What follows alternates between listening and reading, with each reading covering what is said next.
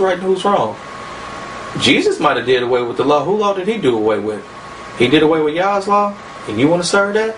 I don't think so, man. That's just it. You know, and that's not arrogance, man. That's just truth. You know what I'm saying? Be real about it. You know, Yahoshua, Yah's salvation, salvation of Yah.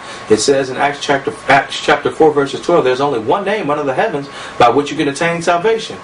It ain't Jesus. Because we just read where Jesus came from. Jesus came from the Greek goddess of healing and several other deities. So Jesus is a hodgepodge of different gods, where Yahoshua is the son of the living mighty one, the son of the Most High Yah. That's just it. Verse 20. And King Nimrod reigned securely all of the days, and all the earth was under his control, and all of the earth was under one tongue and words of union. Verse 21.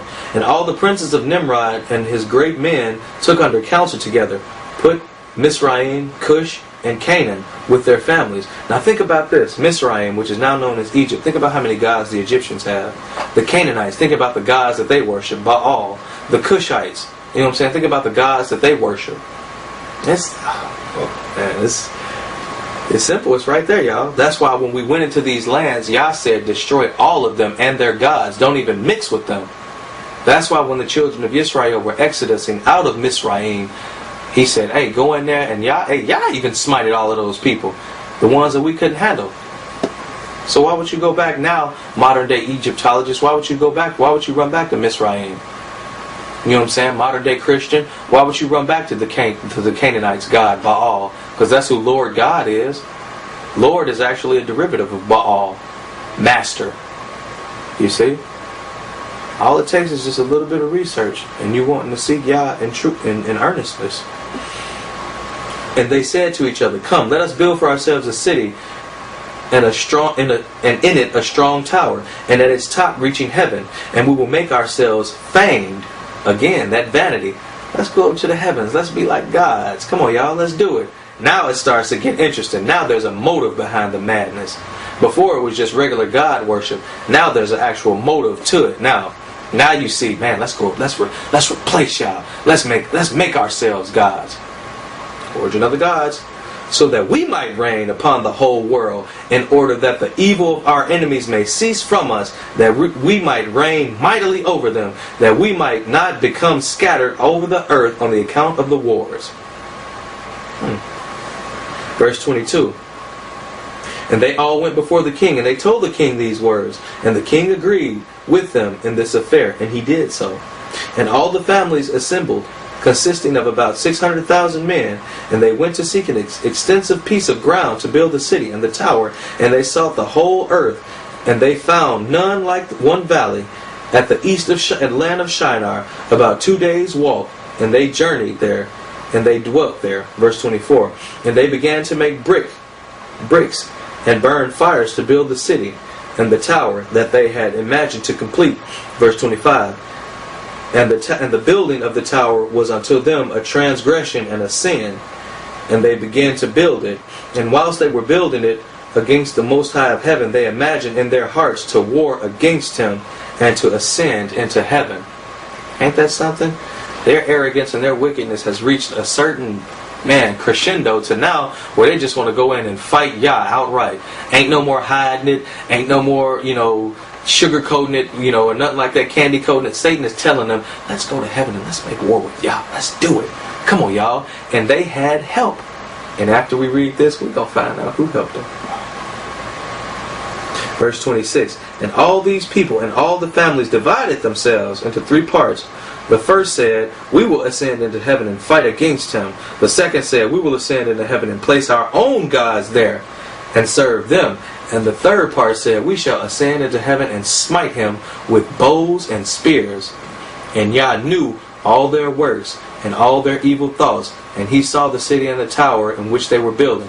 Now I'm going to stop right here real quick, and we're going to go back to Genesis chapter 2. When I jump down to, verses 21 and 22. When Yah said, look, man, it's become like one of us. And least he reach out and touch and eat of the tree of life. Now just think about it. Just think about if Adam and Eve had did that. If they had went out there and ate of the tree of life. Now they would be like angels. You know what I'm saying? They would be living forever. And think about if they'd have tried to go in and make war with Yah then. See, Yah knew all of this even back then. So that's why we were ousted out of heaven again. See that? Now, verse 27. And they built themselves a great city, a very high strong tower on the account of its height. The mortar and bricks did not reach the builders in their ascent to it until those who went up had completed a full year. That's pretty tall. So I'm wondering, how could they get up there that high? Because, the higher up you go, you can't really breathe. So if it took them a full year to get up there, they must have made it pretty high. You know what I'm saying? The air must have been pretty thin, if there was any air at all. Let's continue to read. After that, they reached to the builders and gave them mortar and bricks. Thus it was done daily. And behold, these ascended and others descended the whole day. And if a brick should fall from their hands and got broken, they would all weep over it. And if a man fell and died, none of them would look at him. Verse 29. And the Most High knew their thoughts, and it came to pass when they were building, they cast arrows toward the heavens, and the arrows fell upon them filled with blood. And they saw them and said to each other, surely we have slain all of those in heaven. See, y'all threw a curveball in there. Now, if they're shooting arrows, they're not shooting physical arrows up into the heavens. They must have had something. You know what I'm saying? They must have had some sort of technology to do this. We're going to keep on reading, and we're going to explain that in these short videos of who exactly was helping them. Now, for this, verse 30, for this was from the Most High Yah in order to cause them to error, in order to destroy them from off the face of the ground. And they built the tower and the city, and they did this thing daily until many days and years had elapsed. And Yah said to 70 angels that stood foremost before him, to those who were near to him, saying, come, let us descend and confuse their tongues, that one man should not understand the language of his neighbor. And they did so unto them. Verse 33. And from that day following, they forgot each man his neighbor's tongue, and they could not understand to speak in one tongue. And when the builder took from the hands of his neighbor lime or stone, which he did not order, the builder would cast it away and throw it upon his neighbor, that he would die. And they did so many days, and they killed many of them in this manner. Verse 35. And the Most High Yah smote the 3 divisions that were there, and he punished them according to their works and designs. Those who said, we shall ascend into heaven and serve our gods, became like apes and elephants, wild animals. Those who said, we will smite the heaven with arrows, the Most High Yah killed them, one man through the hand of his neighbor. And the 3rd division of those who said, we shall ascend into heaven to fight against him, Yah scattered them throughout the earth. And those that were left amongst them, when they knew and understood the evil which was coming upon them, they forsook building, and they also became scattered upon the face of the whole earth. And they ceased building the city and the tower therefore they had called the place Babel, or Babel. For the Most High Yah confounded the language of the whole earth. Behold, it was at the east of the land of Shinar. And as to the tower which the sons of men built, the earth opened its mouth and swallowed up 1/3 part thereof, and fire also descended from heaven and burned another third, and the other third was left to this day. And its part which was aloft its circumference is 3 days' walk. And many of the sons of men died in the tower of Babel, or died in that tower, a people without number. Now I read all of that to get you guys ready for what we're about to go into now. Obviously, with the amount of technology that it took for them to build and construct these things, and the arrows that they were talking about to shoot up and things like that, and them ascending and taking a year to get up there, they had help. Well, who was it that helped these people? Let's find out. Now, these beings, or these entities that assisted Nimrod in this endeavor, were known or are known nowadays as the Anunnaki. And the Anunnaki, they live now on a planet that is in our planetary system. It has an elliptical orbit, a longer orbit, so it takes it I believe its precession takes 3,600 years for it to come through. And now this planet is known by many names: Nibiru, Marduk, Wormwood, the Destroyer, the Red Star, and lately Planet X.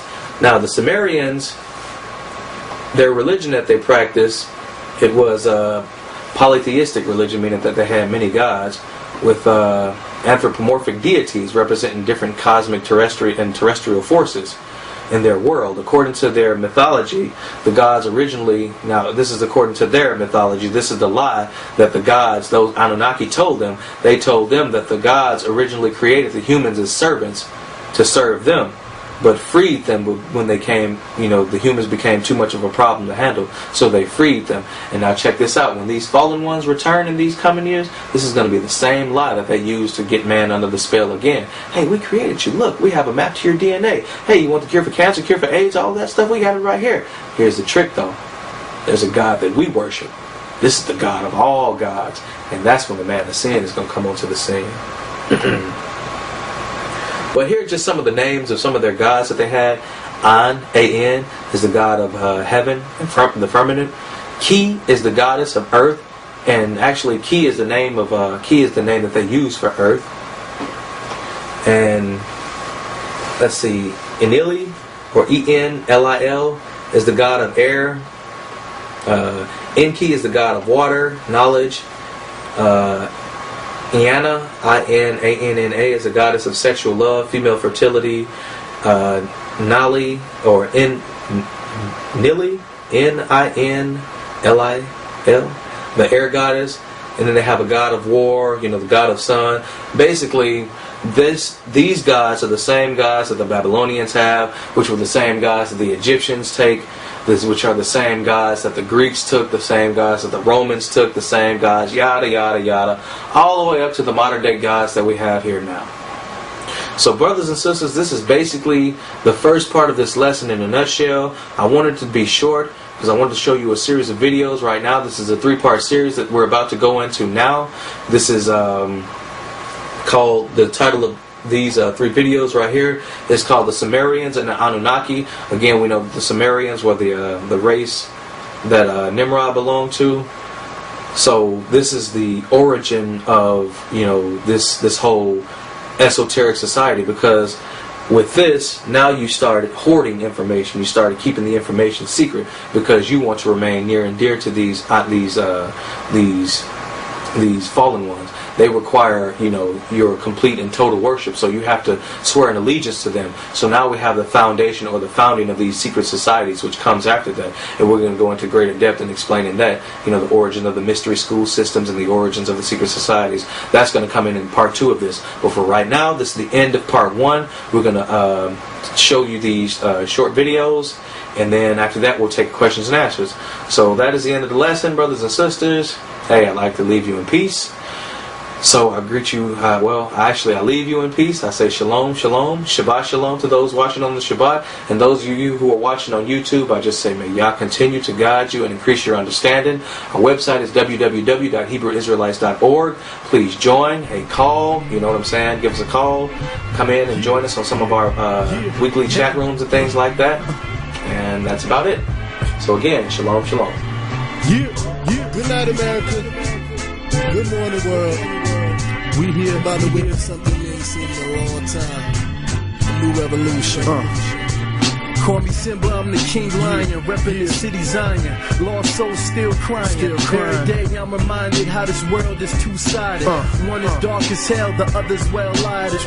And any mountain I'll climb it. Mount Rushmore in the worst climate. Cause I ain't scared of heights. And I ain't scared of war, boy. I ain't scared to fight. Like Phil Collins, I can hear it in the air at night. The voice calling, worse than a bill collector. But I can't reject the word from my protector. So I answer the calls and break down walls. You knock me down. And like a B-boy, I'll break my fall.